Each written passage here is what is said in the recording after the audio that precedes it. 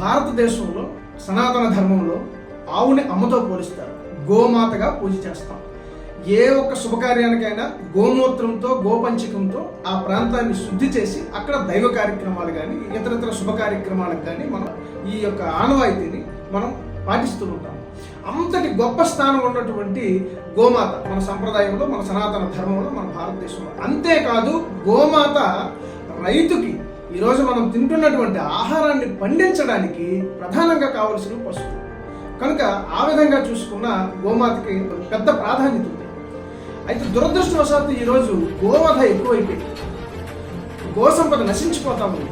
దీనివలన సారవంతమైనటువంటి భూములు లేవు, సరైనటువంటి వ్యవసాయం లేదు, వ్యవసాయం చేయడానికి సరైనటువంటి అవకాశాలు లేవు. తద్వారా మంచి ఆహారం మనకు రావడం లేదు.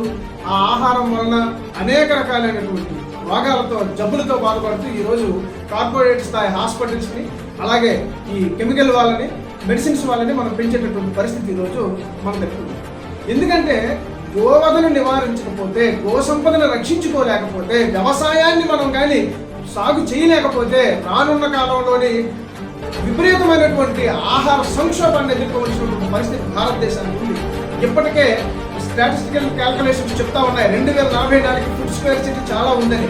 గత దశాబ్దం నుంచి 10 ఏళ్ల నుంచే మనకి ఫుడ్ స్క్వేర్సిటీ ఉంది. దానికోసం ప్రత్యేకించి ఇప్పుడు గవర్నమెంట్ ఆహార భద్రతా స్కీమ్ అని భద్రతా స్కీములు కూడా పెట్టింది.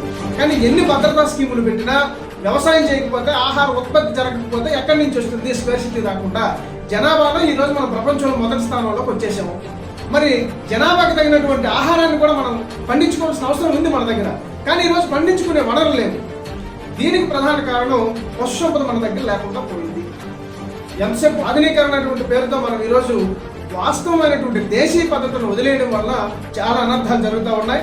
కనుక గోవుని రక్షించుకోవాలి, గో సంపదను సంరక్షించుకోవాలి, గోవధను నిషేధించాలి. దేశంలో గోవధ నిషేధించేలా చట్టం తీసుకురావాలి.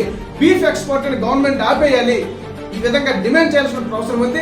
హిందూ సంఘాలందరికీ కూడాను ఈరోజు గో సంరక్షణ మీద చాలా సంఘాలు పనిచేస్తూ ఉన్నాయి.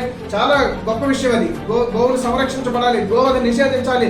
ఈరోజు ట్రక్కుల్లో వేల కొలిది, లక్షల కొలిది గోమాతలు తరలిపోతా ఉన్నాయి కబేలాలకి. చాలా మందిని చూసినా ఏమీ చేయలేని పరిస్థితి. అధికారుల యొక్క నిర్లక్ష్యం, ప్రభుత్వాల యొక్క వైఫల్యం, పట్టించుకునేటటువంటి పరిస్థితి లేదు.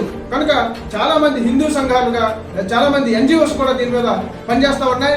భారతీయ జనసంఘ్ కూడా ఈ విషయంలో గోవధను నిషేధించడంలో మేము స్టాండ్ తీసుకుంటాం. అలాగే గోవధ నిషేధించడానికి ఒక చట్టాన్ని తీసుకురావాలని చెప్పేసి మేము ఇప్పుడు ఉన్నటువంటి ప్రభుత్వాన్ని డిమాండ్ చేయడానికి కూడా మేము సిద్ధంగా ఉన్నామని చెప్పి తెలియజేస్తాం.